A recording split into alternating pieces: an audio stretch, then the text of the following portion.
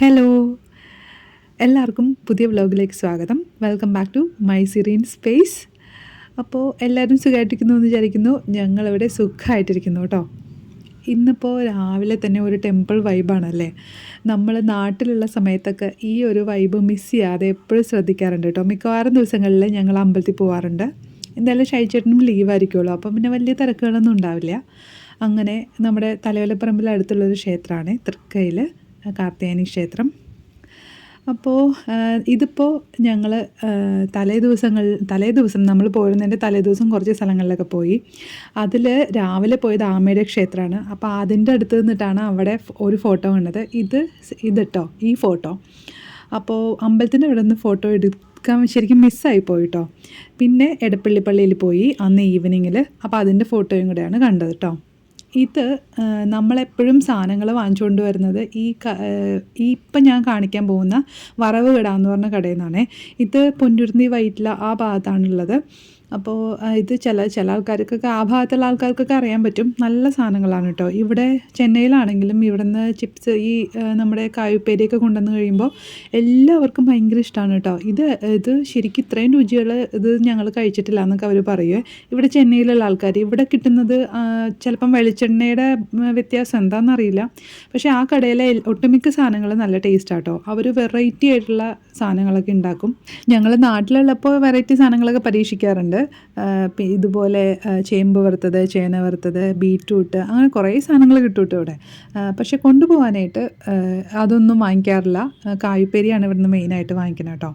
പിന്നെ ഒരുപാട് സാധനങ്ങളുണ്ട്. എപ്പോഴെങ്കിലും ഈ കടയിൽ പോകാൻ പറ്റുവാണെങ്കിൽ ഒന്ന് ട്രൈ ചെയ്ത് നോക്കുന്നത് നല്ലതായിരിക്കും. പിന്നെ കുറേ സ്നാക്സ് കിട്ടും. അങ്ങനെ നല്ലൊരു ഷോപ്പാണ് കേട്ടോ.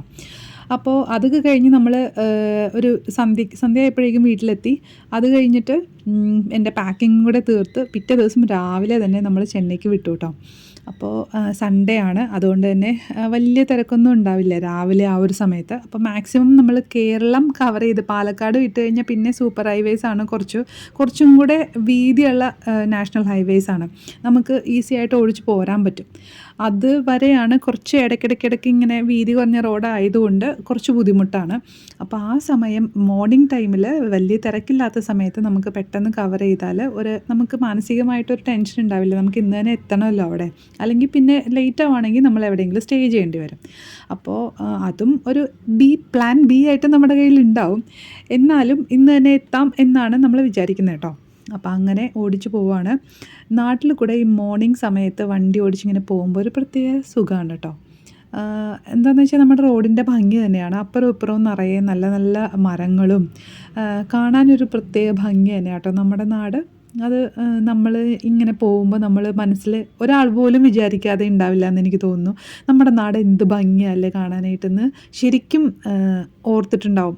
പ്രത്യേകിച്ച് പുറത്തെവിടെയെങ്കിലുമൊക്കെ ഇങ്ങനെ ഇതുപോലെ പോകുന്ന ആൾക്കാരാണെന്നുണ്ടെങ്കിൽ റോഡിൽ കൂടെ പോകുമ്പോൾ ഒട്ടും ബോറടിക്കാതെ നമുക്ക് ഇങ്ങനെ നോക്കിക്കൊണ്ടിരിക്കാൻ പറ്റും. വേറെ ഒന്നും ആലോചിക്കില്ല.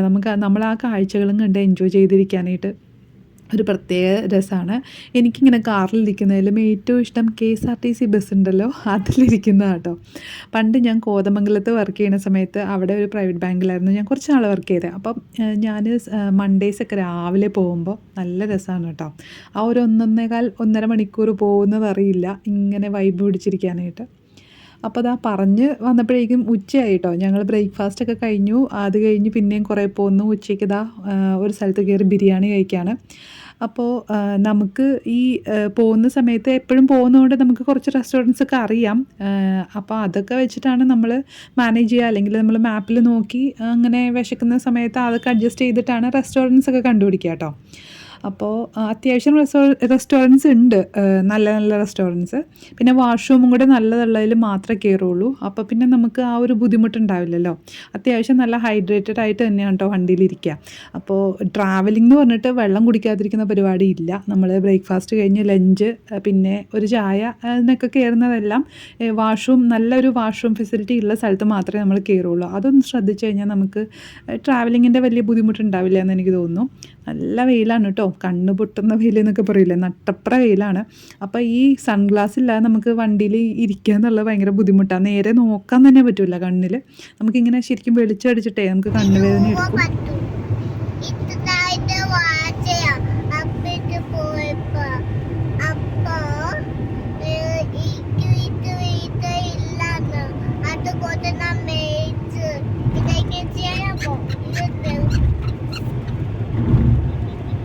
വെച്ചിട്ട് കാണിച്ചു കൊടുക്കുക.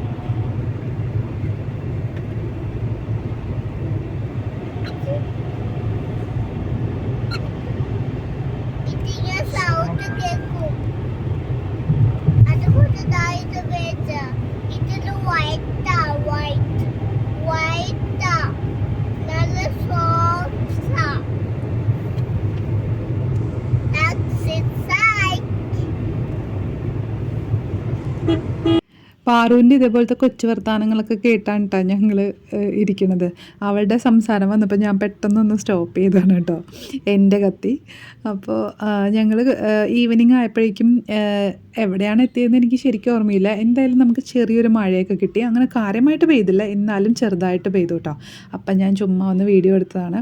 പിന്നെ വർത്താനം പറഞ്ഞിരുന്നു. ഞാനും ഷൈചേട്ടൻ എന്തായാലും വണ്ടി ഓടിക്കുമ്പോൾ ഉറങ്ങാൻ പറ്റില്ലല്ലോ, ഞാനൊട്ടും ഉറങ്ങില്ല കേട്ടോ. ഷൈചേട്ടൻ ഒരു കമ്പനിക്ക് വേണ്ടിയിട്ട് ഞാൻ ഉറങ്ങേയില്ല. കാരണം ഞാൻ ഉറങ്ങുന്നത് ഷൈചേട്ടന് ഇഷ്ടമല്ല. അപ്പം അതുകൊണ്ട് ഞങ്ങൾ സംസാരിച്ചുകൊണ്ടിരിക്കും. അങ്ങനെ ഞങ്ങൾ സംസാരിച്ചതാ ചെന്നൈ എത്തിട്ടോ. അപ്പോൾ ചെന്നൈയിലെത്തി. അത് കഴിഞ്ഞിട്ട് ഒരു പിറ്റേ ദിവസം ഞാനൊരു കറി ഉണ്ടാക്കി. അപ്പം നമ്മുടെ പഴമാങ്ങ പുളിശ്ശേരി.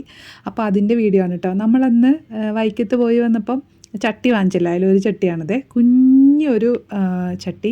നമ്മളിങ്ങനെ പച്ചക്കറികളൊക്കെ എന്തെങ്കിലും മോരുകറികൾ, മെയിനായിട്ട് മോരുകറി ഉണ്ടാക്കാൻ വേണ്ടിയിട്ട് ഞാൻ വാങ്ങിച്ചതാണ് കേട്ടോ. ഇത് മൊത്തം നാട്ടിൽ നിന്നാണ്, ഈ കറിവേപ്പില ഉൾപ്പെടെ. അതായത് ചട്ടി നാട്ടിൽ നിന്ന് കൊണ്ടുവന്നു, മാങ്ങ ഞാൻ കുറച്ച് നാട്ടിൽ നിന്ന് കൊണ്ടുവന്നിട്ടുണ്ടായിരുന്നു, പച്ചമുളക് നാട്ടിൽ നിന്ന് കൊണ്ടുവന്നിട്ടുണ്ടായിരുന്നു, കറിവേപ്പില നാട്ടിൽ നിന്ന് കൊണ്ടുവന്നിട്ടുണ്ടായിരുന്നു. പച്ചമുളകും കറിവേപ്പിലയും നമ്മുടെ വീട്ടിലെയാണ്, ബാക്കി രണ്ടും വാങ്ങിച്ചതാണ് കേട്ടോ. അപ്പോൾ ആ ബാക്കി പച്ചമുളകൊക്കെ ഞാൻ എടുത്തു വയ്ക്കുകയാണ്. നമ്മുടെ വീട്ടിലുണ്ടായതാണ്. അപ്പോൾ അമ്മ എനിക്ക് തലേദിവസം തന്നെ ഇതൊക്കെ പൊട്ടിച്ച് വെച്ചിട്ടുണ്ടായിരുന്നു. അങ്ങനെ അത് ഒറ്റ ദിവസം കൊണ്ട് എത്തുമ്പോൾ പിന്നെ പെട്ടെന്ന് കേടായൊന്നും പോവില്ല, നല്ല സുഖമായിട്ട് തന്നെ ഇരുന്നോളും. വണ്ടിയിലും AC ഉള്ളതുകൊണ്ട് നല്ല തണുപ്പുണ്ടാവുമല്ലോ. അപ്പം അങ്ങനെ കുറച്ച് സാധനങ്ങൾ ഞങ്ങൾ കൊണ്ടുവന്നിട്ടുണ്ട് കേട്ടോ. കുമ്പളങ്ങ കൊണ്ടുവന്നിട്ടുണ്ടായിരുന്നു. കുമ്പളങ്ങ വീട്ടിൽ നിറയെ ഉണ്ടായിട്ടുണ്ടായിരുന്നു.